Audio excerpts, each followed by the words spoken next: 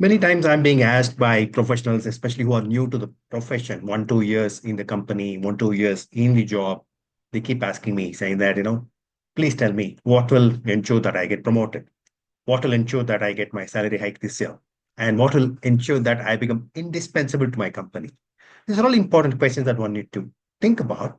But the secret is not in thinking about how to get the promotion, how to get your salary, how to get and how to become indispensable.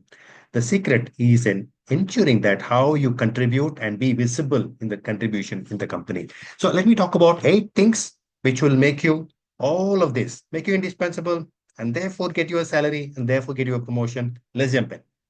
Number one is understanding the company culture and adapting to the working environment. What do I mean by that? You should know how things work out in the company.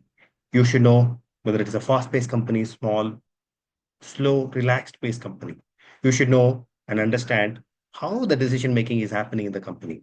You should be able to understand whether it's very hierarchical or it is open door, quick decision making. Anybody can talk to anybody, kind of a relaxed environment kind of company. So it's important to understand what the culture is, how the decision making is happening. And that's the most important thing that you should do. Second thing that you should do is how leaders function in the company. What do I mean by that?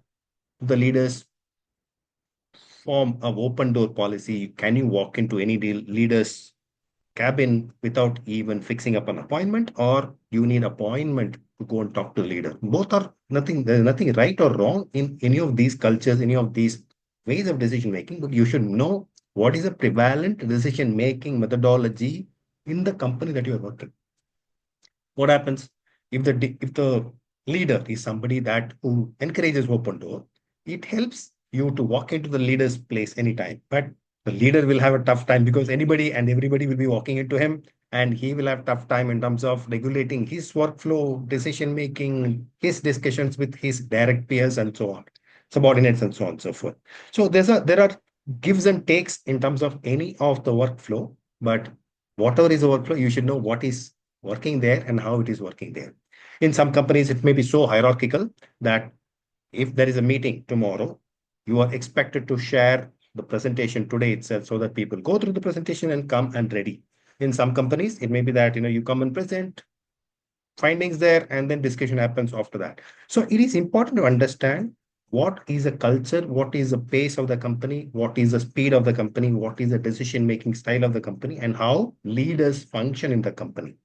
The third thing that I would tell you to understand about the company is how different departments function. You may be belonging to one department. Maybe you are in marketing and there are other departments. It is important to understand how the R&D department functions. If there is a department like that, how finance functions, how other departments like sourcing or any other department, HR, sales, whatever departments are there in the company, how do they function? What are their priorities? What are their challenges?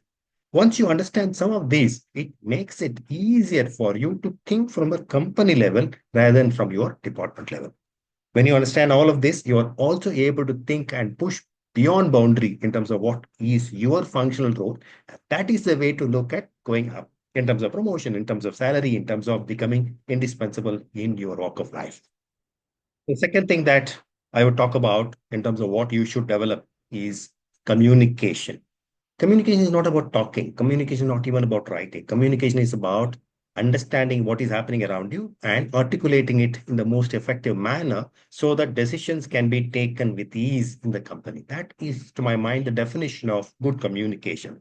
So, what you should do, you should start with listening. What is happening around you? What kind of decisions are being made and why are they being made? So even if you are in a meeting, then you better listen to what is happening in the meeting rather than thinking about, okay, if people are going to ask me this question, I should answer this. If people are going to ask me this question, I should answer that, and so on. So a lot of times we think and debate in our mind, even when we are in a meeting, about what we should be answering if some questions are asked. It is important to be prepared, but preparation should happen prior to the meeting, but not in the meeting. In the meeting, if you're thinking like this, you are going to waste valuable time, which could have been utilized in terms of listening to what people are saying. When you listen to others, truly listen to others, you will be able to understand what their priorities are, what their challenges are, and you will be able to give solutions, which will make you indispensable in the company. The second thing within the ambit of communication that I would stress is actively seek feedback. When you actively seek feedback is only when people will venture out to give you suggestions, give you ideas, give you feedback, which will help you. Because we're all too close to what we are doing and we may not know our own blind spots. And it is important to see from others' perspective. You may be doing a good job, but people may have a wrong perception of it, which will come out when you seek feedback, when they give you feedback. And you will have a chance to explain to them as to what really is happening, why what you are doing is probably the better method itself in a nice manner. But unless you ask for feedback, unless you ask for their points and perceptions, you will never have the chance to understand what they are thinking about, how you are going about doing it. I will offer three ways of getting that feedback. A simple way is to ask them, okay, you have been working with me. Can you give me something? Can you tell me something which will help me improve? This is a direct way of asking feedback. The second thing asking for feedback is, can you tell me if you are in my shoes, what are the things that you would do differently?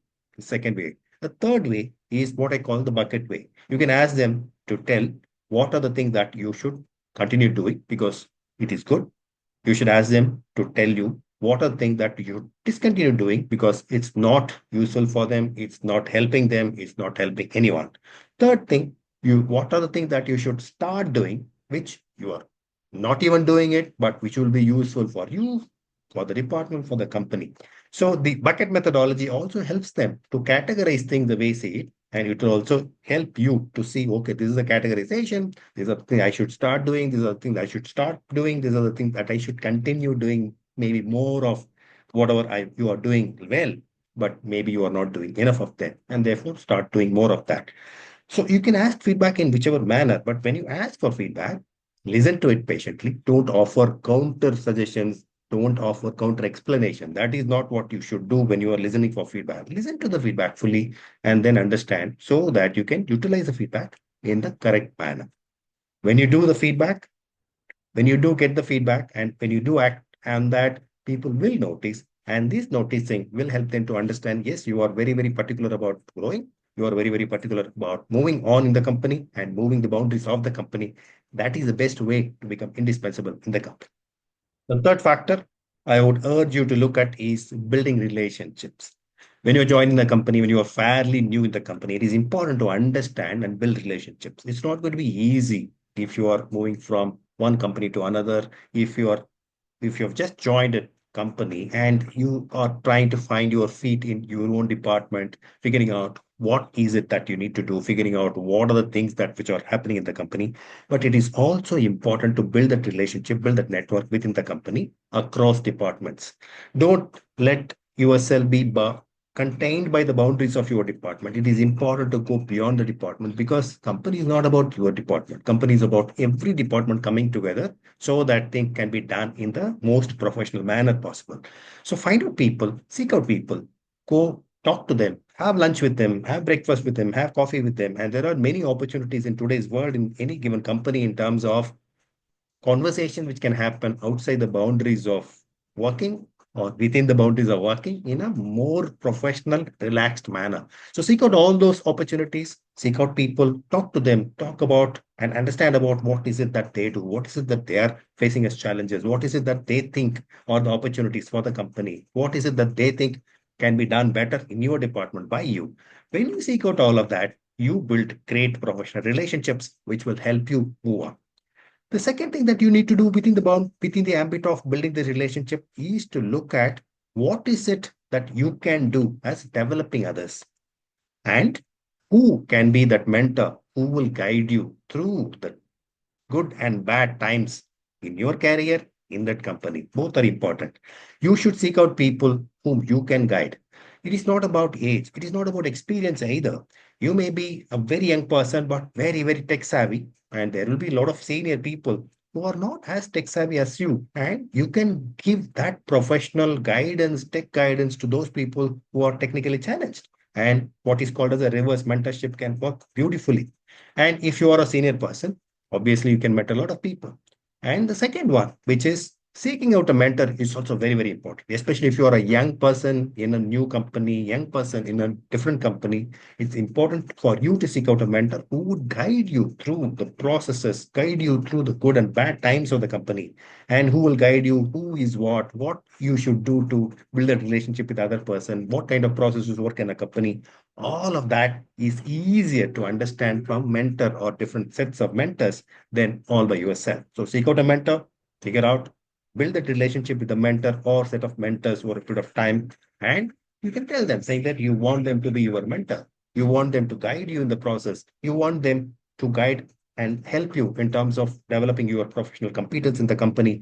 People are not going to say no. They will be very happy. You need to have the discipline to go to them, understand from them, learn from them, so that it is a beneficial relationship.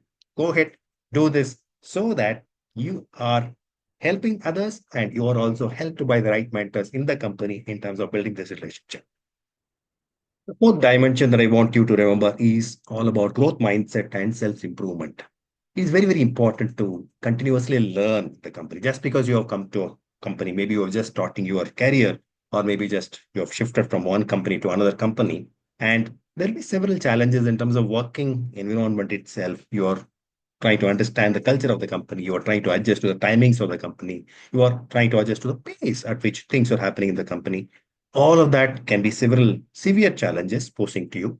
However, it is important to continuously learn about what you need to do, what you need to go towards in terms of your own professional growth.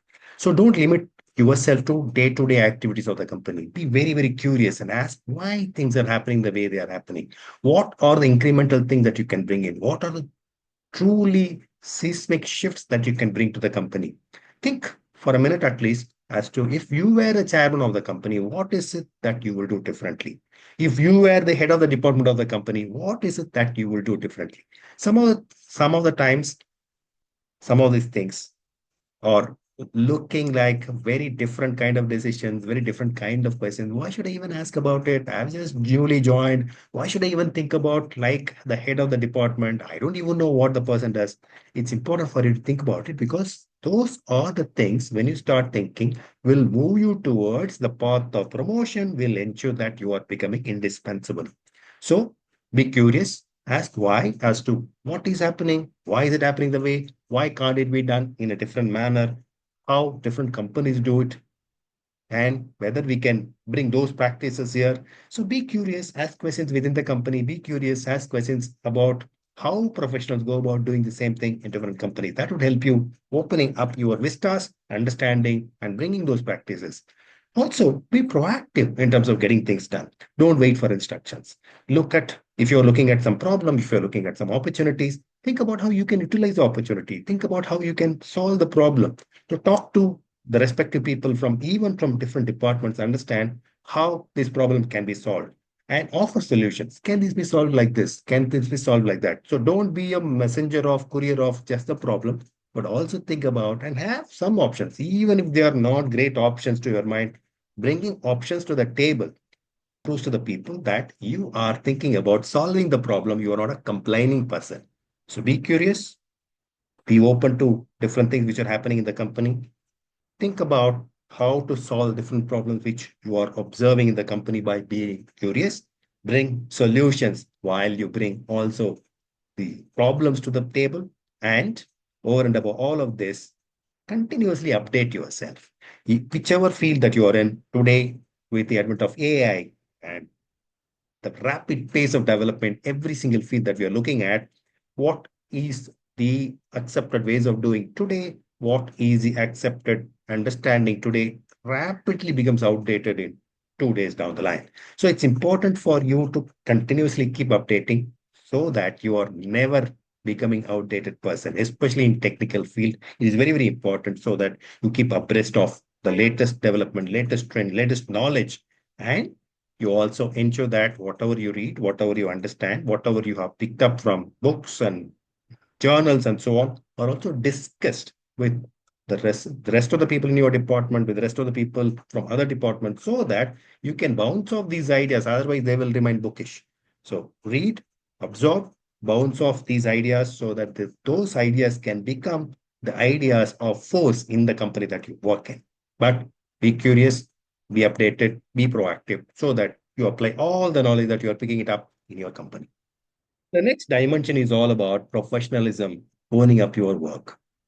It all starts with not complaining. There will be issues, there will be challenges, and it will be very, very tempting to complain. Oh, this is not happening. Oh, shit, this is not happening. This company is useless, and so on.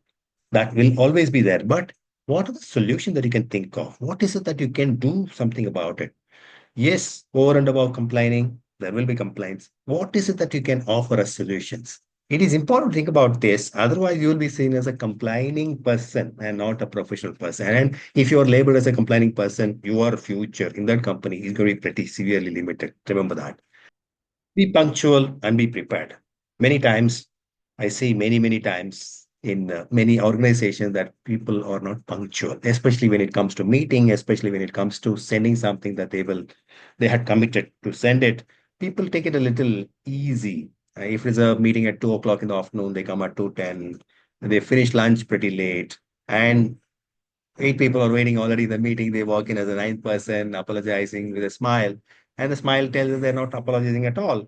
All of these are not good omens for that person, and the person may not realize it. So don't be that person who comes late to the meetings, who comes late to the office, who is not punctual in terms of fulfilling his obligations, fulfilling his promises, and so on. People notice it over a bit of time, and when they notice, they lose trust in you.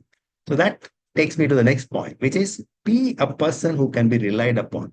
Reliability is a great dimension in professionalism.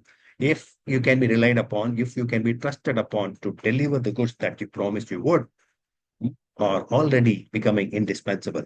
Very few people can truly tell about themselves as they are very reliable people. People do fail. That's part of professional life. But most of the time, if you're seen as a reliable person, yes, if I give work to this person will deliver. If this person says this sales will happen, this sales will happen. If this person says 2 days down the line, this work will be completed and presentation will be sent, the presentation will be sent. If you can carve out that name for yourself as a most reliable person, most trustworthy person, then things happen. But it takes a lot of hard work to get there, and it is important to get there.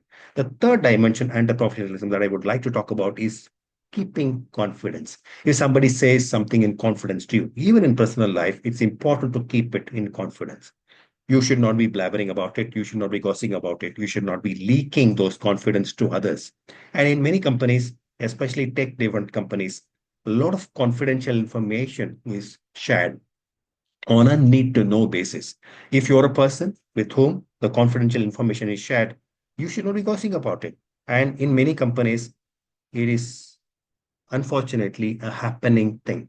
People do gossip about it. People do gossip about latest designs, latest trends, latest technology that the company is working upon, as if it is not an important thing. It's very wrong thing. That is absolutely unprofessional thing. So be the professional that you want to be the professional that you need to be. Don't gossip.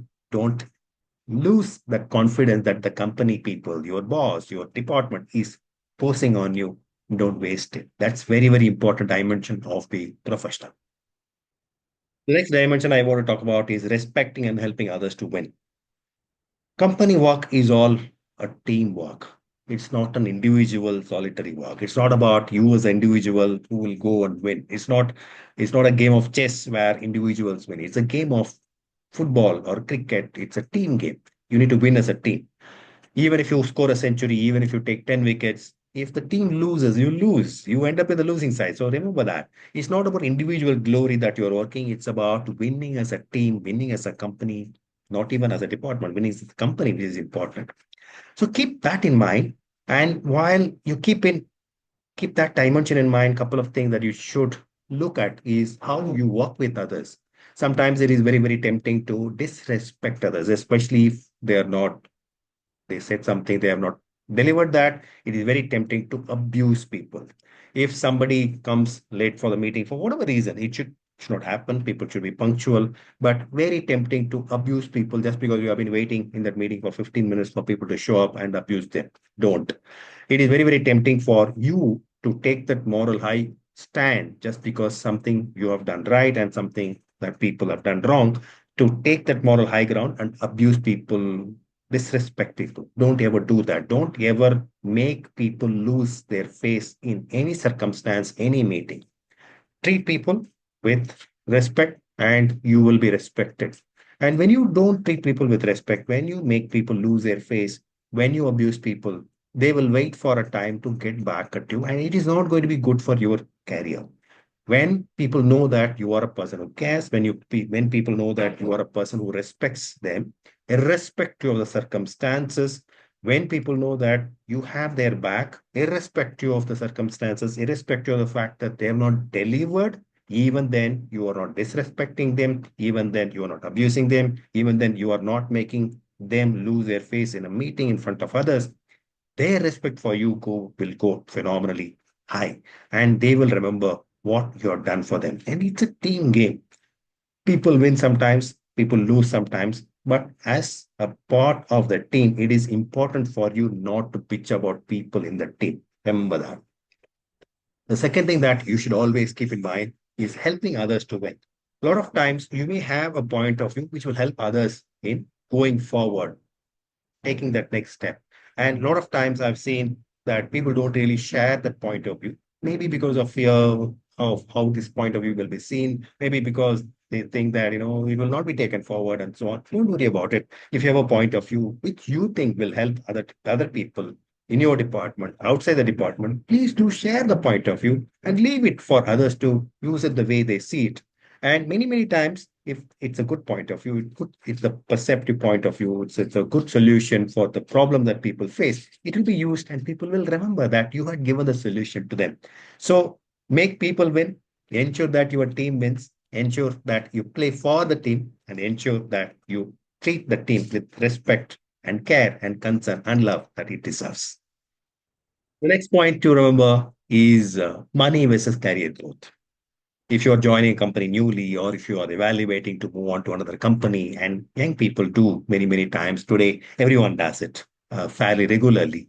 A couple of things that you should keep in mind is one, money is not everything. Money is a result of your career abilities. Always remember that. So, especially when you are young, if you're able to maximize your talent, if you're able to push the boundaries of what you can come bring to the table, then the money will follow. So, if you're, for example, evaluating two offers, one from the company which is paying, let's say, 20% more than the other company, but you think the second company can offer better career, can offer better learning for you, you should choose a second company. You should evaluate the offers totally, not only basis the money that they offer you. So the money will follow, but the way to evaluate offers is one, what are the learning opportunities? What is it that I will learn as a result of this career compared to as a result of this career? What are the things that this company does which will put me in front of different kinds of people, different kinds of opportunity, different kinds of challenges which I will be expected to solve, which this company cannot, even though this company offers more money? What are the things that I will learn because this company is going to grind me and push me to those challenges? Will those challenges be part of this offer? What kind of people I'll be working with in this company compared to in this company? So evaluate people, evaluate the kind of people you will be working with, evaluate the kind of industry you will be working with, evaluate the kind of challenges you will be getting, evaluate the kind of growth opportunity that you will be getting, evaluate the kind of mandate you will be getting, evaluate the kind of person you can be 5 years down the line. It's not easy to think about it, but you should think about it. If you had to take this position, this role, this offer versus this offer. So evaluate them holistically, not just basis money alone. Your career will start flying. Last one that I want to talk about is have a positive attitude. A lot of times, a lot of people become very negative over a period of time because of whatever has happened in the company, because of what they have gone through in whatever levels of their career. It could be 2 years career, it could be 20 years of career. They become negatively set in their outlook. A lot of times you will see compliance coming out of their lips. A lot of times you will see them with drooping shoulders, not positive attitude, not go-getting kind of attitude happening. And you can spot them from a mile away. When that happens, if you become that kind of person, people want to stay away from you, and that's not going to be good for you. So, irrespective of what happens, keep a positive attitude. I'm not talking about you should be optimistic always. No, I'm talking about You may be negative in the short term, but remember that the long term is going to be positive. If you can keep this attitude, then you are a positive person. You may have challenges in the short term, which all of us need to solve for, but because you are capable of solving for all of these challenges in the short term, the long term is going to be positive. It's the reverse attitude which becomes negative. If you say that in the long term, all of us are dead, in the long term, it doesn't matter, you start talking about that. If you start thinking about that, then whatever you do in the short term also becomes meaningless. So if you want to bring meaning into your life, if you want to make changes in company's life, if you want to ensure that you are becoming an impactful, indispensable player that you want to be, become very, very positive, and that positive energy should radiate out so that people can touch and feel that positivity. And people should be charged when they talk to you. When you become that person, things happen. And when things happen, you will become indispensable. When you become indispensable, your career growth happens, your promotions happen, and increments happen automatically. I've also given a set of exercises which will help you. Please download that. The link is given in the description. Please download that. It's a good material. Go through it, do the exercises of all of these 8 dimensions that we talked about. It will tell you how to make those 8 steps into exercises that you can do every single day. Track that in terms of what you are doing and how those exercises are helping you push the boundaries. It's a very, very simple tool. Please download, please act on it, go places.